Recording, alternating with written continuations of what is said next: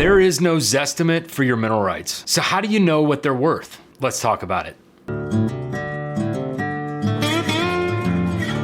Howdy folks, my name is Steven Hatcher and I'm the creator of Minerals Guy. I'm a professional mineral buyer and an oil and gas attorney with over a decade of experience buying, selling, and developing oil and gas properties all across the country. My business values thousands of acres of mineral rights every single year, so we know a thing or two about mineral valuation. My business also pays out millions of dollars a year to mineral owners. So if you're thinking about selling, we'd love the opportunity to earn your business. So here's the number one question that we get from mineral owners. How do I know what my minerals are really worth? There is no Zillow, Redfin, no one-stop shop where you can enter your address and bam, find an accurate valuation for your mineral properties. So what do? Well, my company uses three primary methods of mineral valuation in order to triangulate the value of your minerals. Two of these methods you can do yourself. The third is a bit more complex and will require working with a group like mine. But before we jump in, let me say a few things about mineral valuation generally. First, the value of your minerals is largely going to be determined by the volume of hydrocarbons, oil and gas, that can or will be produced from your tract. Volume is determined by the number of wells that can or will be drilled, as well as the productivity of those wells. The number of wells that will be drilled on your tract or in your unit is largely dependent on where you live. For example, in North Louisiana, in the Haynesville Shale, you're looking at anywhere between 4 and 6 wells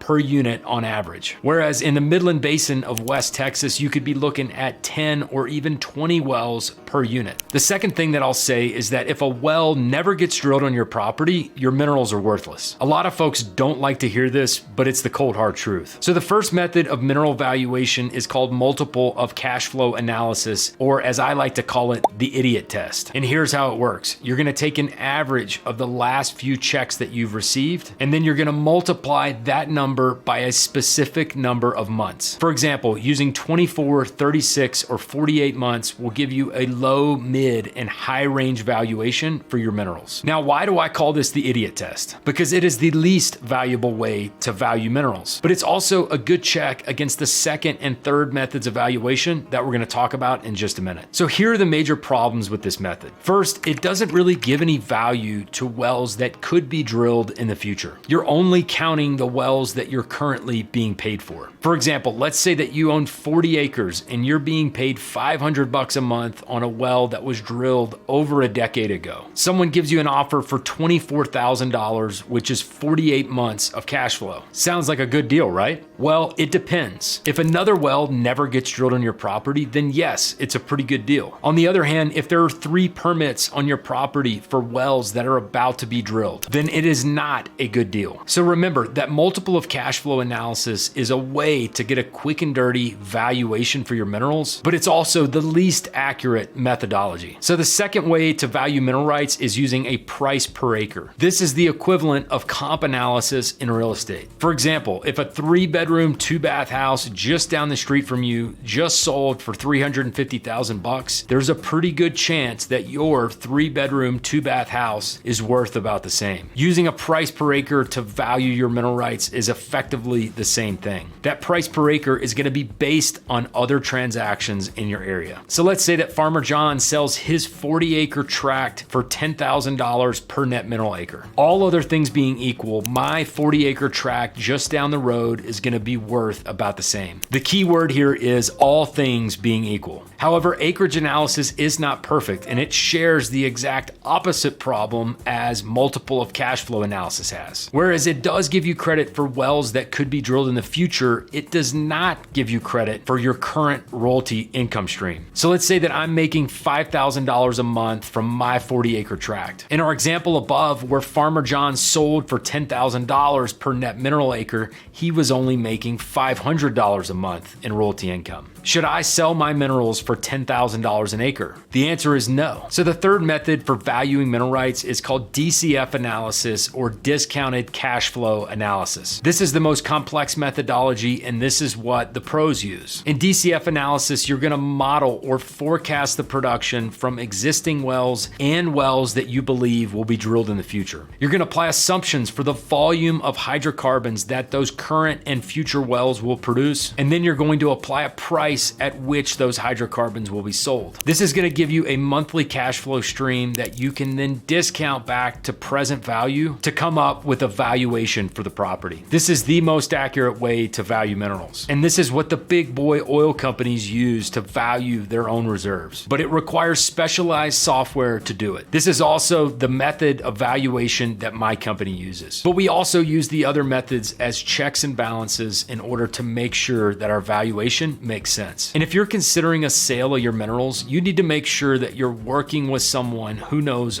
all three of these methodologies. If you're getting value from our content, make sure that you like this video and subscribe to our channel. And if you're debating on whether to sell and you want to talk to somebody that'll shoot you straight, click the link below to get in touch.